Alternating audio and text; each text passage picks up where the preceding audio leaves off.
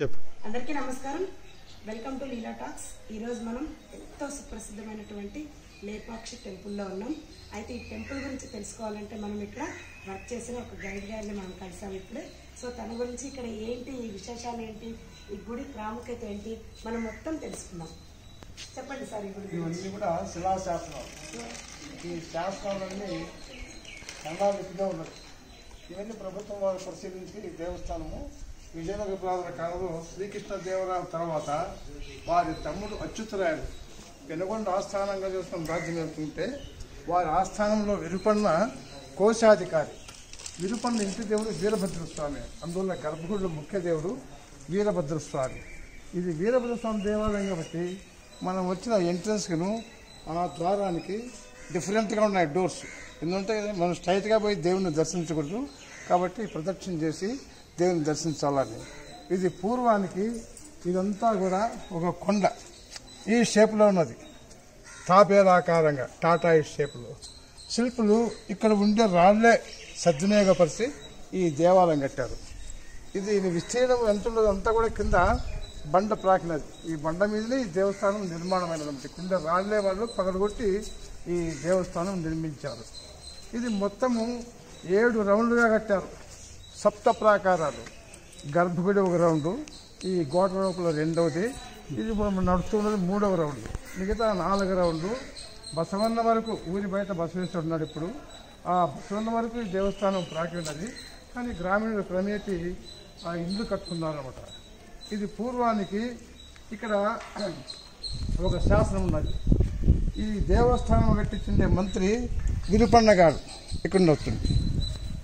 విరుపన్న ఈ దేవస్థానం కట్టించింది ఆయన. ఇవి వీరభద్ర స్వామి పాదాలు. ఆ పాదాలకు సాష్టాంగ దండ ప్రమాణం చేసుకుంటున్నాడు ఈ విరుపన్న గారు.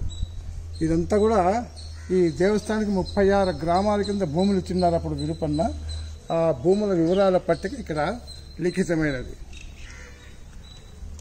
దీనికి 3 ద్వారాలు ఉంచారు దేవస్థానానికి. ఇది తూర్పు ద్వారం. దీనికి ఆపోజిట్గా ఆ వైపు పశ్చిమ ద్వారం ఉన్నది. ఇప్పుడు మనం ఎంట్రన్స్లో వచ్చింది అది ఉత్తర ద్వారం. ఇక్కడ ఈ ద్వారం గుండా చూసినామంటే అక్కడ దూరంగా గరుడ పక్షి ఉన్నట్టుంది. అక్కడ ఇలా దగ్గర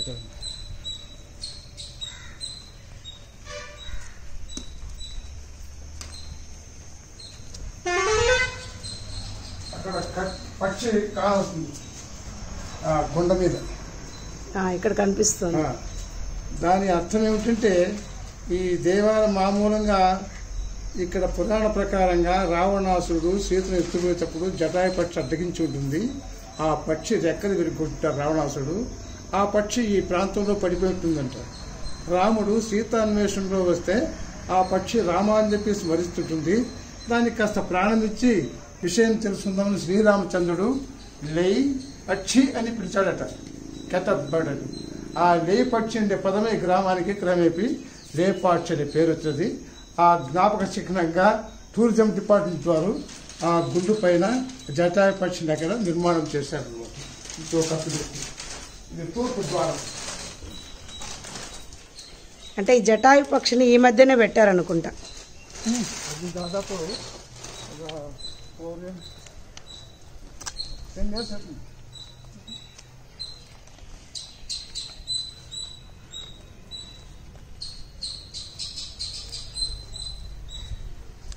ఇక్కడ శాసనం ఉన్నది. ఇది మార్జిన్ మాత్రం ఇవన్నీ జీరోస్. ఇక్కడ ఎలాంటి అక్షరాలు లేవని చెప్పి దీని గుర్తింపు. శుభమస్తు లేపాక్షి వీరభద్రస్య పాపనాశేశ్వర. ఇక్కడ గోరంట్ల గణశాస్త్రి, గోరంట్ల గణశాస్త్రి అని చెప్పి ఇక్కడ లేపాక్షి వీరభద్ర అని చెప్పినది. ఈ శాసన ఆధారంగా ఈ లేపాక్షి అనే పేరు, ఇక్కడ శ్రీరామచంద్రుడు జటాపక్షిని లేపక్షి అనే శబ్దం లేపాక్షి అనే పేరు వచ్చినదని ఒక డెఫినేషన్. తర్వాత 2వ డెఫినేషన్ కూడా ఉన్నది, తర్వాత చెప్తాను. సో పక్షి ఈ ప్లేస్లో పడింది కాబట్టి దీన్ని లేపాక్షి అంటున్నారు అంతే. ఈ గోడ అంతా కూడా మళ్ళీ పునర్నిర్మించారు ఆర్కియాలజికల్ డిపార్ట్మెంట్. ఓకే.